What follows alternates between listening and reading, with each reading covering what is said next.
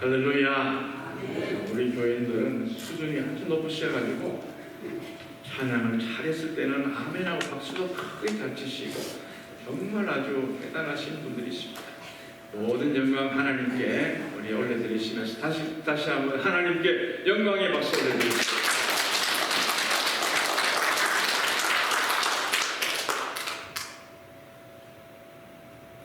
한문의 고사성어 가운데 설상가상이라는 말이 있죠. 눈이 내린 다음에 또 서리가 바로 내린다, 그런 말이죠. 그래서 농사 지을 때 눈 내리고 서리 내리면 농사는 끝장나는 것이죠. 그래서 엎친 데 덮친 격이다, 그렇게 말하죠. 어려운 일이 생겨서 그 일이 끝나기도 전에 또 다른 어려운 일이 또 밀려오는, 이것을 가리켜서 설상가상이다, 그렇게 말합니다. 우리는 이 설상가상의 상황을 만났을 때에 우리는 당황할 수밖에 없고 불안할 수밖에 없는 것입니다. 오늘 본문에 보니까 설상가상의 사건이 기록되어 있습니다. 선지자 엘리사가 교장으로 있는 신학교에 한 신학생이 원인 모르게 갑자기 세상을 떠나게 되었습니다. 너무나도 갑작스럽게 당한 일이기 때문에 충격에 휩싸여서 정말 아주 힘들어했는데, 안타깝게도 얼마 안 되어서도 바로 이어서 또 다른 어려움이 벌어지게 된 것입니다. 죽은 신학생의 부인이 눈이 퉁퉁 부어서 엘리사 선생님을 찾아왔습니다. 선생님도 아시다시피 제 남편은 정말 하나님을 경외하는, 하나님을 가까이 하는, 늘 교회를 좋아하는 그런 사람 아닙니까? 그런데 이 남편이 세상을 떠나서 그 슬퍼할 겨를도 없이 곧바로 또 지금 어려움이 또 닥쳤습니다. 남편이 죽고 이 마음을 추스리기도 전에 빚쟁이들이 쳐들어와서 우리 두 아들을 데려가려고 합니다. 공부하느라 빚도 지고 생활도 어려워서 이 빚을 졌는데 그 빚을 지금 갚기는커녕 갚지도 못하니까 두 아들을 데려다가 종으로 삼겠다, 이렇게 이야기합니다. 선생님, 이런 일이 있는데 어쩌면 좋습니까? 저는 어떻게 하면 좋을까요? 눈물 흘리면서 엘리사에게 간구했던 것입니다. 이 울부짖는 여인에게는 아마 세 가지의 아픔이 있었을 것입니다. 하나는 졸지에 남편을 잃어버린 형용할 수 없는 아픔이죠. 또 그 다음에 하나님께서 이 남편을 일찍이 데려간 것에 대한 하나님의 섭리에 대한 아픔도 있었을 것입니다.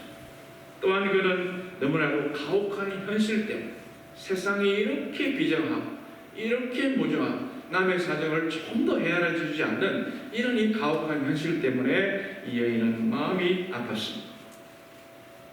이런 가혹한 현실 앞에서 이 여인은 할 수 있는 것이 아무것도 없었습니다.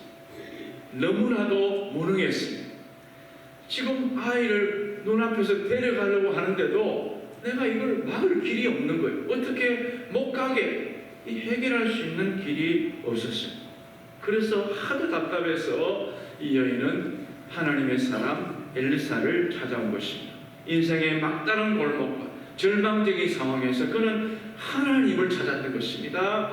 하나님께 그는 와서 주의 종에게 이야기했다는 것은 하나님께 아는 것입니다. 하나님께 좀 기도해 달라고 그렇게 부탁을 했던 것입니다.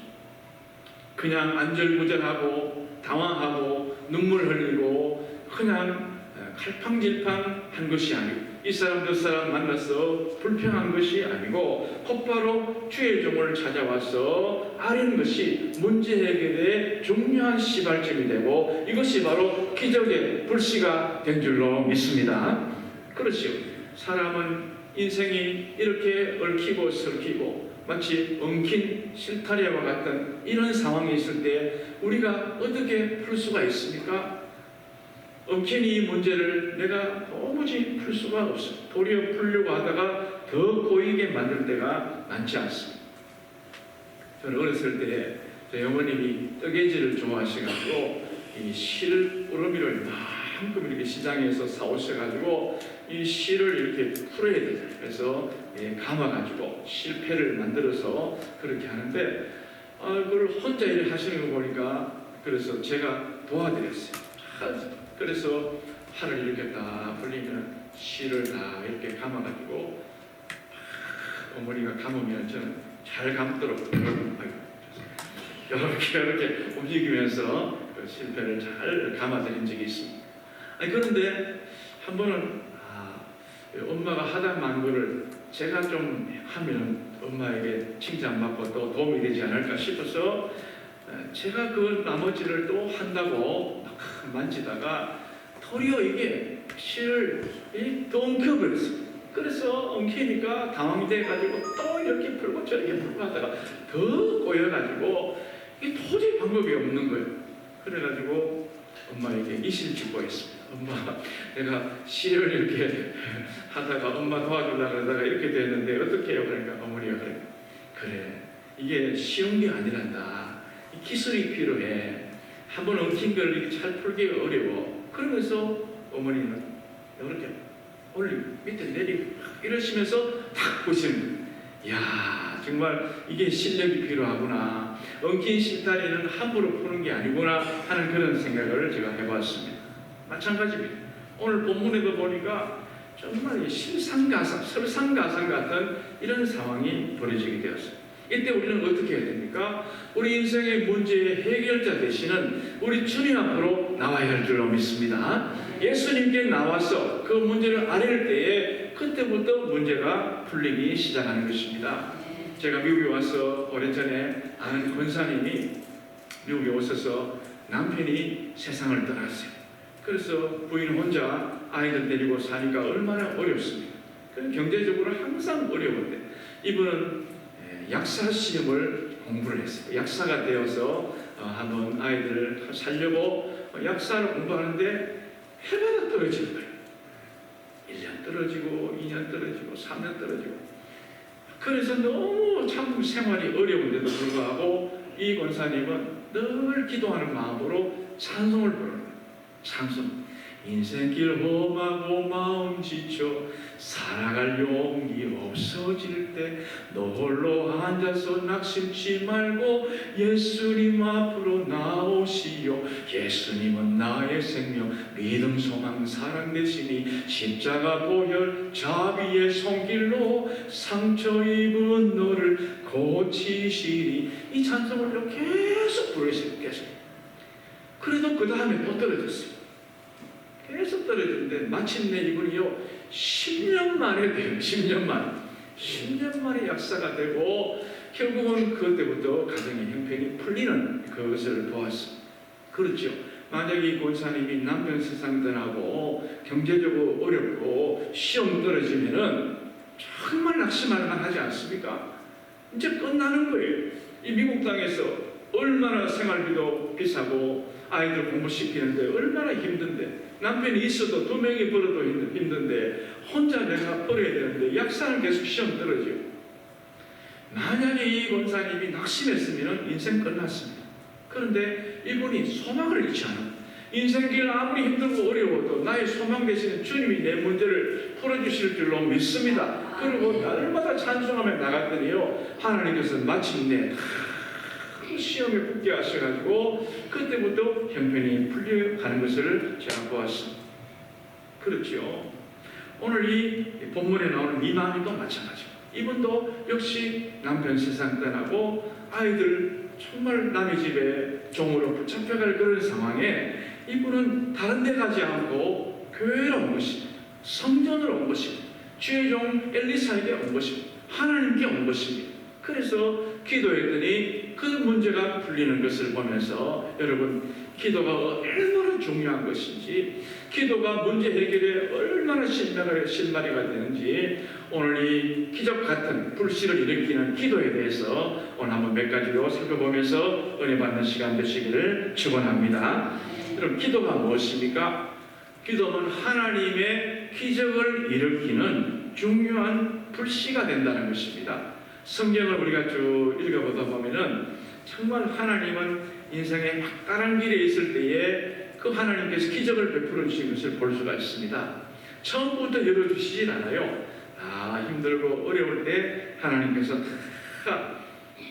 내가 잘나서, 내가 노력해서, 내가 열심히 해서, 내가 좋은 친구 만나서, 내가 인간관계 잘해서 내가 이렇게 되었다, 이렇게 할 때는 주님이 가만두고 보시는 거예요.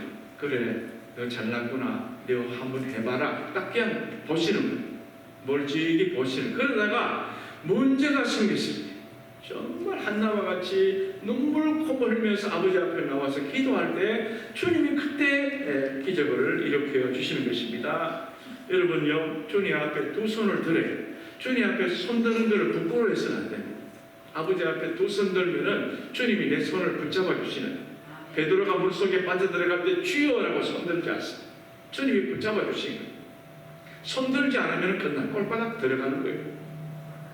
여러분, 기적은요, 하나님의 기적은 우리가 어려움이 있을 때 하나님 기적을 주시는 거예요. 그래서 정말 위기가 없으면 기적이 없다는 그런 말이죠.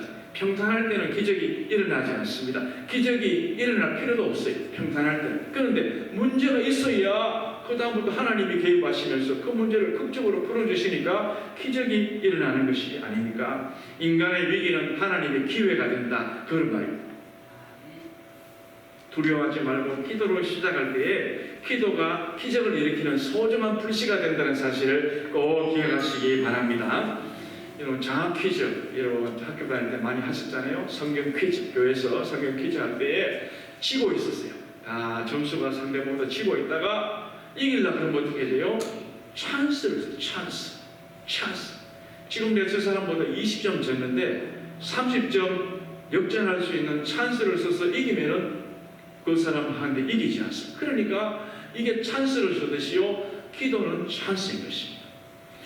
내가 위기를 당했을 때에 이 문제를 벗어날 수 있는 좋은 찬스가 뭐냐? 기도라고 하죠. 기도하면은 하나님이 역전의 은혜를 베풀어 주시는 줄로 믿습니다. 그래서 바울은 고린도후서 6장 2절에 보라, 지금은 은혜 받을 만한데요, 보라, 지금은 구원의 날이다. 지금, right now, 지금이 중요합니다. 문제를 만났을 때 갈팡질팡하고 우왕좌왕하고 당황하고 막 이 사람 저 사람 만나서 그럴 시간에 바로 나와서 기도하는 것이 굉장히 중요한 것입니다. 여러분, 기도는 어려운 것이 아닙니다. 기도는 복잡한 것도 아닙니다. 이 여인처럼요, 문제를 하나님 앞에 나와서 간절하게 순수하게 아뢰면 되는 것입니다. 하나님, 지금 우리 가정의 남편이 세상 떠나서 제가 너무 힘들어요. 너무 외롭고 힘들어요. 우리 가정에 먹고 사는 것도 어려워요. 그런데 우리 아들, 이 두 아들 종으로 삼으려고 그러는데 어떻게 하면 좋아요? 나는 이 아들 없으면 난 못 살아요. 주님, 어떻게 하면 좋습니까? 주님, 도와주세요. 이게 바로 기도 아닙니까? 이 여인은 약속의 말씀을 붙들고 간절히 기도했어요. 성경에는 기도할 때 도와주신다는 말씀이 많이 나와요.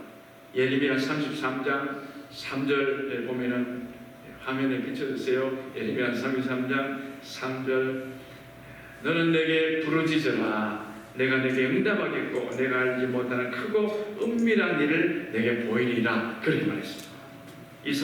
시편 91편 14절 15절, 하나님이 이르시되 그가 나를 사랑한즉 내가 그를 건지리라. 그가 내 이름을 안즉 내가 그를 높이리라. 그가 내게 간구하리니 내가 그에게 응답하리라. 그들이 환난 당할 때 내가 그와 함께하여 그를 건지고 영화롭게 하리라. 할렐루야. 성경은 계속 그런 말씀이, 시편 50편 10절에도 환난 날에 나를 부르라. 내가 너를 건지고 내가 너를 영화롭게 하리라. 그런 말씀이 계속 나와. 기도해라, 부르짖으라. 영국의 시인 에드윈 아놀드는 만약 우리가 찬양과 기도로 1cm만 하나님 앞에 가까이 갈지라도 하나님은 우리를 만나시기 위해서 100km를 달려보실 것이다, 이렇게 말했습니다. 그렇죠? 내가 기도를 시작할 때 그때부터 문제가, 주님이 더급하신 거예요. 역대하 20장에 보면 여호사밧이라는 왕이 문제를 만났어요. 암몬과 모압과 세일산, 이 에돔 사람이 막 쳐들어왔을 때에 정말 걱정하지 않습니까? 그때 야실이라는 선지자에게 나와서 그 문제를 의논하고 기도하고, 같이 좀 기도해달라. 그래서 기도하니까 하나님이 뭐라고 말씀하십니까? 두려워하지 마. 이 전쟁은 너에게 속한 것이 아니고 나에게 속한 것이라. This battle is not yours, but God's. 하나님께서 이 전쟁이 내게 속했다 이렇게 말씀하시는. 그러시면서 찬양하는 무리를 에봇을 입혀가지고 가운을 입혀가지고 전쟁터 제일 앞장 세워서 찬양을 부르라 그랬어요. 찬양 부르는데 가사가 뭐냐? 여호와를 의지하라, 주의 선지자를 의지하라. 이 가사 제목이었어요. 그래서 찬양을 막 부르니까요, 놀라운 일이 생기지 않습니다. 적들이 왔는데 자기들끼리 자중질환이, 이 3개국이 연합해서 그러니까 두 나라가 서로 저 팀이, 저 나라 에돔이 전쟁 끝나고 나면 자기가 다 가져간대. 자기들끼리 또 막 언론하고 이러다가 자기들끼리 자중질환이 일어나서 완전히 그냥 멸망. 이스라엘은 그냥 손 하나 안 대고 전쟁에서 이기는 그런 일이 있지 않습니까? 여러분, 문제가 생겼을 때 기도를 그래서 기도가 시작할 때 성경에 보면 그런 나와요. 기도가 시작될 때, 기도를 하려고 딱 마음을 먹고 딱 엎드렸을 때부터 주님이 역사하신 거예요. 기도가 한참 진행되고 있을 때가 아닙니다. 기도가 끝났을 때가 아니에요. 성경 보십시오. 기도가 시작될 때부터 하나님이 역사하시고, 하나님이 천군천사를 동원해서 막 심리전을 막 부추겨가지고 자기들끼리 막 싸우면서 정말 이스라엘이 승리한 것을 우리가 볼 수 있지 않습니까? 그런데 우리가 기도해야 되는데요, 문제가 뭐냐? 기도하되 믿음으로 기도를 드려야 돼요. 믿음으로. 의심하는 기도는 아무런 효력이 없습니다. 중언부언하는 기도는 효력이 없다, 그 말이죠. 믿음으로 기도해야 돼요. 야고보 1장 6절 7절 오직 믿음으로 구하고 조금도 의심하지 말라. 의심하는 자는 마치 바람이 밀려 요동하는 바다 물결 같으니 이런 사람은 무엇이든지 주께 얻기를 생각하지 마라 그랬어요. 의심하는 기도는 하나만 한 만큼 손해예요. 그런데 믿음의 기도를 드릴 때, 드리기 시작할 때부터 주님이 역사하기 시작하는 줄로 믿습니다. 믿음의 기도가 힘이 있습니다. 믿음의 기도가 기적을 일으키는 불씨가 된다는 것입니다. 야고보 5장 15절 믿음의 기도는 병든 자를 구원하리니 주께서 그를 일으키시리라 라고 말씀하고 있습니다. 마가복음 11장 24절 내가 너에게 말하노니 무엇이든지 기도하고 구하는 것은 받은 줄로 믿어라. 그리하면 너에게 그대로 되리라. 할렐루야. 계속 믿음의 기도를 강조하고 있습니다. 주님께는 불가능이 없음을 믿고 의심하지 말고 기도해서 기적 같은 일들을 경험하게 되시기를 축원합니다. 어느 시골에서 가뭄이 들어가지고 정말 온 대지가 다 타들어가, 짐승들도 목이 타고 사람도 마실 물이 없고 농사는 안 되고 걱정입니다. 그래서 온 나라가 걱정하고 있는데 한 시골 교회에서 우리가 이 걱정만 하지 말고 하나님께 기도합시다. 그래서 기도하는 것으로 결론이 나가지고 목사님, 장로님, 권사님, 주사님 다 모이고 주일학생도 모이고 심지어 마을에 믿지 않은 이 기관장들까지 다 기도해야 한다 그러니까 비를 기원한 기도에 다 참석을 했습니다. 한참을 기도해 엘리야에게 허락하신 그 비구름을 우리에게 허락해 달라고 기도를 한 거예요. 한 20분, 30분, 1시간 훌쩍 넘게 계속 기도를 하고 기도를 마쳤어요. 그런데 놀라운 일이 생깁니다.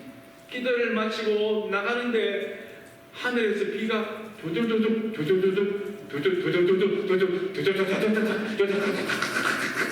비가 와. 막 비가 마치 장맛비가 오듯이 막 오는 거예요. 그러니까 기도를 마치고 집에 가려는 사람이 집에도 먹고 처마 밑에, 교회 처마 밑에서 이렇게 어떡하나 그러고 있는데 한 주일학생 하나가 탁 나가면서 우산을 탁 치고 나가는 거야. 야야, 너는 어떻게 우산을 준비했니? 오늘 비를 기원하는 기도회 했잖아요. 기도회 한다 그래서 비 올 줄 알고 우산 준비해 왔지요. 저하고 같이 집에 갈 사람 제 옆에 오세요. 이렇게 말했다. 여러분요, 어른들은 헛것이 헛것. 기도회 해놓고 기도회 비 올 줄 하나님 앞에 믿고 기도 안 한 거예요. 그냥 한다 그러니까 마지 못해 온 거예요. 근데 이 아이만 믿고 기도한 거예요. 그래 하나님께서 그 아이의 기도를 들으시고 그렇게 피를 내려주셨다는 그런 일화가 있지 않습니까? 우리는 기도할 때 믿음으로 기도해서 기적의 불씨를 일으키신 여러분 되시기를 축원합니다. 그 다음에 순종이 기적의 불씨가 되는 것입니다.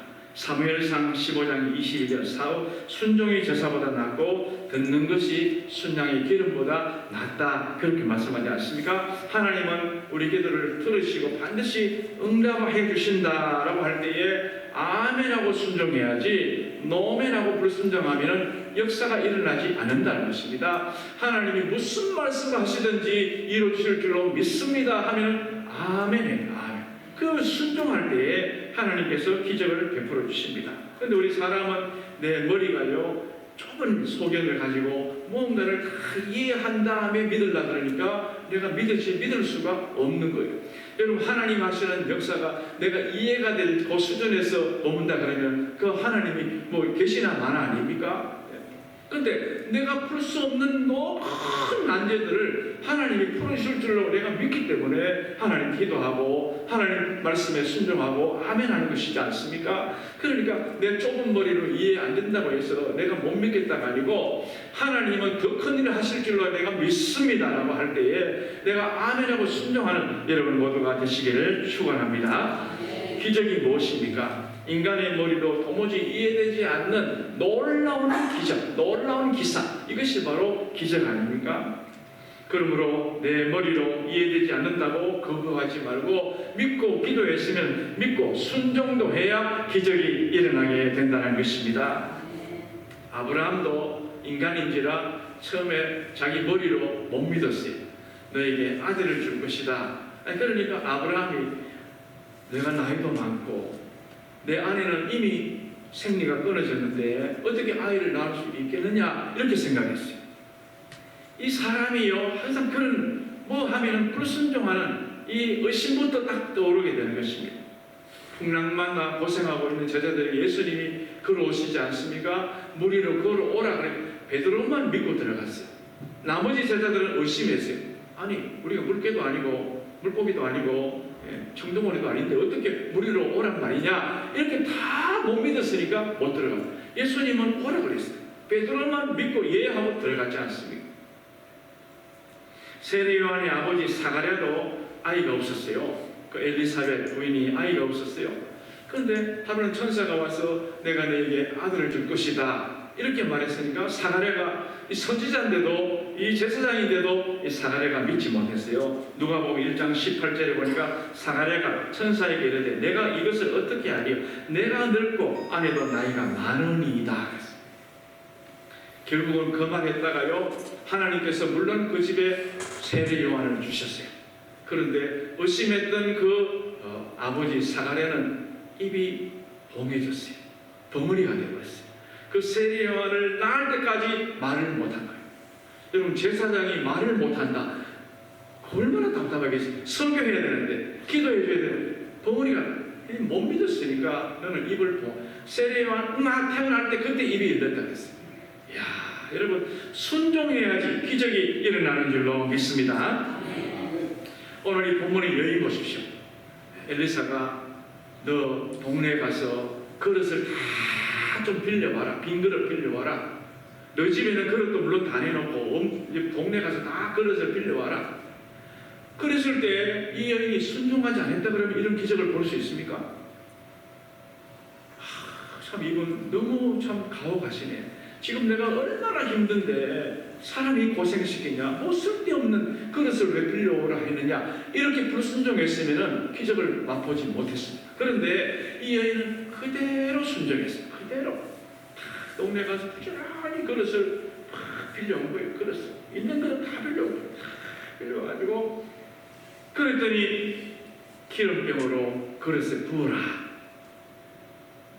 그것도 순종했어요. 마치 요한복음 2장에 나오는 가나의 혼인잔치에 이 물도온 하인들이 순종했듯이 그대로 순종했죠. 그러니까요 그릇마다 기름이 꽉 찼어요. 가득 찼어요. 다 차고 나서 더 이상 없느냐 그러니까 없습니다. 그러니까 기름이 더 이상 그치게 되었다라고 성경은 말씀하고 있지 않습니다. 순종은요, 주님의 마음을 움직이는 기적의 불씨가 된다는 사실을 꼭 기억하면서 하나님 앞에서 언제나 주님 말씀하실 때 예하고 순종할 수 있는 여러분 모두가 되시기를 바랍니다. 그 다음에 헌신이 하나님의 기적을 일으키는 불씨가 된다는 것입니다. 하나님은 헌신하는 그 마음을 보시고 기적을 일으켜 주시는 것이죠. 하나님은 어떤 일을 시작하실 때 반드시 사람을 통해서 일을 하시는 것을 볼 수가 있습니다. 한 사람의 헌신을 매개로 해서 엄청난 일을 시작하시는 것을 볼 수가 있죠.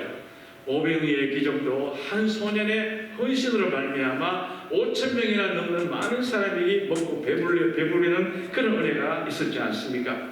엘리야를 대접했던 사립다 가부도 자기 아들과 한 끼 먹고 끝날 그 상황에 그 주의 종 엘리야를 주님 대접하듯이 홍계했더니 그의 가정에도 역시 가뭄이 끝날 때까지 가루가 통에 떨어지지 아니했다라고 말씀하고 있는 것입니다. 왜 하나님은 이런 작은 불쏘시개 같은 헌신을 요구하십니까? 우리 마음을 달아보시기 위함인 줄로 믿습니다. 내 마음이 하나님께 정말 똑바로 서 있는지, 내 말을 의심하지 않는지, 순종하는지 달아보시기 위해서 그렇게 주님이 헌신을 요구했을 때가 많습니다. 하나님 앞에 조금이라도 뭔가를 드리고 아낌없이 드릴 줄 아는 그 헌신의 마음을 주님이 귀하게 보시는 것입니다. 내가 가지고 있는 작은 재주, 내가 가지고 있는 적은 물질, 또 내가 가지고 있는 이 적은 시간 아낌없이 내놓고 헌신할 때에 오늘 본문에 2700년 전에 일어났던 기적이 오늘 이 자리에도 일어나게 될 줄로 믿습니다. 헌신하면 기적의 불씨가 일어납니다. 오늘 저는 여러분에게 몇 가지 숫자를 말씀드리는데 이 숫자를 꼭 기억하셔서 여러분 평생에 헌신하는 귀한 모티브로 삼게 되시기를 바랍니다. 먼저 여러분 숫자 가운데 7분의 1을 기억하시기 바랍니다. 그럼 따라하실까요? 7분의 1. 이거는 주의를 지키는 걸 말합니다. 안식일을 말하는 거죠. 하나님께서 천지창조를 하실 때 6일 만에 모든 것을 만드셨는데 천지창조가 6일 만에 끝난 게 아니잖아요. 마지막 7일째 안식하는까지 날까지 다 해서 하나님이 창조를 완성하셨지 않습니까? 그러니까 이 하나님께서는 이 7일 가운데 6일은 열심히 일하고 하루는 나를 위해서 사용해라. 주일을 잘 지켜라. 그 말이죠. 주일을 주일되게 하라. 주일을 예배하는 날로 삼으라. 주일은 나와 만나는 시간으로 만들어라. 비워놔라. 그 말 아닙니까? 그런데 사람들은 이 주일마저도 자기 날로 사용하는 것입니다. 7분의 1을 드릴 수 있어야 한다는 것이죠. 미국의 패스트푸드점 가운데 치필레라는 패스트푸드점이죠. 치필레. 이 단어를 이용해서 음식을 만드는 그 음식점인데 이 치필레가요 주일 되면 문을 팍 닫습니다. 그 옆에 뭐 잭인더박스, 뭐 맥도날드, 버거킹 문 여는데 이 치필레는 주일 문을 딱 닫는 거예요. 전부 거기 있는 모든 사람이 전부 교인들입니다. 교인들. 그리고 이 치필레가 얼마나 주의를 그 다음에 이 사람들이 모토가 뭐냐면은 오는 손님들을 굉장히 기분 좋게 하기 위해서 밝게 웃어라. 이게 모토예요. 밝게 웃고 웃으면서 내 가족처럼 맞이해라. 그래가지고 이 치필레가 번창하기 시작하는데 얼마나 잘 됐냐면요. 다른 매장들에 비해서 평균 매출이 훨씬 높습니다. 한 매장당 1년 평균 매출이 얼마인지 아십니까? 800만 달러입니다. 한 매장에서 800만 불이면요 한국 돈으로 100억이다. 100억. 아무도 안 놀라시네요. 여러분 한 매장에서 100억을 올린다니까. 100억. 어떤 매장은 200억도 올린다. 200억. 어떤 매장은 적은 데는 40억 올리고요. 어떤 매장은 200억. 1600만 불. 어마어마한 그런 매출을 올립니다. 그런데도요 주일을 문을 딱 닫고 하는데도 다른 맥도날드나 다른 데보다도 평균 매출이 더 많다고요. 매장 수도 훨씬 적어요. 버거킹이나 맥도날드나 잭인더바 이런 거 카스주니어보다 훨씬 매장이 적은데도 주일날 문 닫는데도 이 치필레가 1년에 얼마 매출 올린지 아십니까? 21조. 어마어마한 빛을 보내요. 주일을 쉬니까 몸과 마음이 쉬고, 월요일날 가서 또 얼마나 웃으면서 밝게 일하고, 토요일날 끝나면 오늘도 내일 쉬네. 그러니까 능률이 오른다는 것이죠. 그러니까 지금도 그걸 유지하고 있어요. 여러분, 7분의 1 하나님께 바친다고 손해가 아닙니다. 하나님께서는 더 내 영육에 강건함을 주셔서 더 모든 일이 잘되게 해주실 줄로 믿습니다. 오늘 여러분은 7분의 1을 지금 잘 드리고 계시는 거예요. 얼마나 감사한지 모르고. 그 다음에 여러분 기억할 숫자가 뭐냐? 10분의 1입니다. 따라하실까요? 10분의 1. 10분의 1은 뭐냐? 11조 생활이에요. 11조 생활. 하나님께서 내게 모든 것을 다 주셨지 않습니까? 물질도 주시고, 건강도 주시고, 자녀도 주시고, 일터도 주시고, 생명도 주시고, 하나님께서 일할 수 있는 그런 일터와 건강을 다 주셔서 내가 이렇게 살아가고 있습니다 하는 그런 마음으로 하나님 앞에 10분의 1을 떼는 거예요. 10분의 1을 떼서 드리면은 하나님께서 그것을 축복의 마중물로 보시는 것입니다. 이게 내가 10분의 1 때문에 10분의 9 가지고 어떻게 사냐, 그런 믿음 없는 사람 생각하지 말고, 하나님께서 다른 거는 다 시험하지 말라 그러는데 11조 하는 거는 시험하라는 거예요. 말라기 3장 10절에 보니까 내가 만군의 여호와 하나님께 11조로 나를 테스트해보라, 그렇게 말씀하시지 않습니까? 반드시 하늘문을 열고 복을 붙지 아니하나 너에게 보라 그랬어요. 하나님께서 이렇게 물질이 다 내 것입니다, 하나님 것 없습니다, 그게 아니고 하나님 밭을 하셨으니까 10분의 1을 내가 드립니다 라고 믿음으로 드려보라는 것이죠. 그럼 하나님께서 살아갈 수 있는 은혜를, 기적같은 불씨를 허락해 주신다고 말씀하고 있죠. 미국의 치약의 대명사인 콜게이트를 만든 콜게이트 회장이요, 이 사람은 사업이 어려울 때도 11조 생활을 꼬박 한 거예요. 사업하면서 여러분 11조를 드리기가 참 쉽지 않은데, 이분은 사업을 하면서도 어려워도 꼭 11조를 드렸어요. 결국은 대기업이 되지 않습니다. 여러분 집에 가서 치약은 반드시 콜게이트를 사용하십니다. 콜게이트. 이분이 믿음 있는 사람이에요. 그래가지고 대기업에 들었어요. 사업이 절정이 되고 나니까 이분이 10분의 5를 바칩니다. 절반을 바쳤어요. 그리고 나중에 대학도 세우고 미국의 성서공회까지 만든 사람이 콜게이트입니다. 여러분, 미국의 성서공회, 한국에 말하는 기도원 협회, 이런 게요, 이게 이 호텔에 그 성경책 넣어주는 데가 바로 성서공회 아닙니까? 이거를 만든 거 이분이 콜게이트. 11조 생활 잘해가지고 그런 복을 받은 것입니다. 미국의 재무장관, 최신부 장관을 지내고 백화점의 왕인 워런 베이커는 9살 때 성경을 읽고 은혜를 받아서, 오 하나님, 제가 세상에서 헌금 제일 많이 하는 사람 되게 해주세요, 이렇게 기도했다. 진짜로 이 사람은요 복을 받아가지고 하나님 앞에 나중에 10분의 9를 바쳤다는 것입니다. 서기왕 록펠러는 8살 때 20센트가 생겼을 때 하나님께 11조를 2센트를 드린 거예요. 2센트. 그리고 자기 생애 처음 취직해서 번 돈 1불 50전, 요거를 하나님께 11조를 올려드렸다는 것입니다. 그러면서 그는 그걸 통해서 가장 큰 기쁨을 누렸다, 이렇게 말합니다. 그 일기장에는 이렇게 말합니다. 재산이 늘어도 어기지 않고 온전한 11조를 드린 것은 나의 일생의 소중한 행복이었다, 이렇게 말합니다.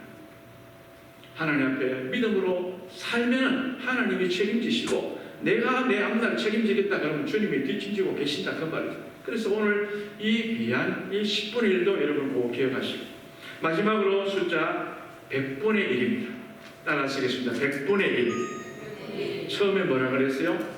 7분의 1. 두 번째 10분의 1. 그 다음에 100분의 1. 100분의 1이 뭐냐? 잃은 양을 찾으라, 그 말이에요. 예수님께서 100마리의 양을 치는데 한 마리가 없어졌어요. 99마리를 우리에 두고 한 마리를 찾아나신 것처럼 우리도 이런 양, 내 주변에 믿지 않은 영혼들, 교회 안 다니는 사람들이 얼마나 많아요. 그 한 영혼을 위해서 늘 내가 열심히 골몰하고 전도하려고 애써 내 가진 모든 것을 주님께 헌신하면서 불쏘시기로 드리면 그것이 기적의 불씨가 됩니다. 하나님이 한 영혼 전도하는 걸 얼마나 기쁘게 생각하시는지 알 수가 없습니다. 다니엘서에 보면요, 한 영혼을 주님께 인도하면은 하늘의 궁창에 빛나는 별과 같이 빛나게 하겠다라고 말씀합니다. 주님이 찬송가에도 먼데 죄인 돌아오면 천국에서 잔치 베푼다라고, 천국 잔치가 벌어진다. 탕자와 같이 돌아오는 그 영혼 돌아오면 주님이 잔치 베푸신다. 내가 그 일에 쓰임 받으면 얼마나 영광입니까? 안 믿는 분이, 그분이 정말 내가 전도에서 나왔는데 나중에 그 사람을 통해 하나님 영광 받으시면 하나님이 얼마나 흡족해 하시겠습니까? 오늘 기적의 불씨에 대해서 몇 가지 말씀드렸습니다. 우리 가운데 설상가상의 어려움이 있다 할지라도 우리는 항상 기도의 불씨를 늘 지피고 믿음으로 기도하고 하나님께 헌신해 하는 삶을 살아서 여러분의 삶이 날마다 모든 문제가 기적같이 풀려가는 은혜가 있기를 간절히 축원합니다. 하나님 아버지 감사드립니다. 우리는 7분의 1, 10분의 1, 100분의 1을 우리가 제대로 우리가 실천하지 못하고 살았습니다. 하나님 미련합니다. 부족합니다. 이제 앞으로는 주의 날을 꼭 기억하고 아버지 것을 주님께 소중히 올려드리고 또 이런 양을 꼭 기억하며 찾는 저희 모두가 되게 하여 주셔서 우리의 모든 삶의 얽힌 문제가 주님의 은혜로 다 풀려가는 놀라운 역사가 있도록 축복하여 주시옵소서. 감사드립니다. 예수님 이름으로 기도하옵나이다. 아멘. 말씀을 생각하시면서 찬송가 365장을 부르시면서 준비하시겠습니다.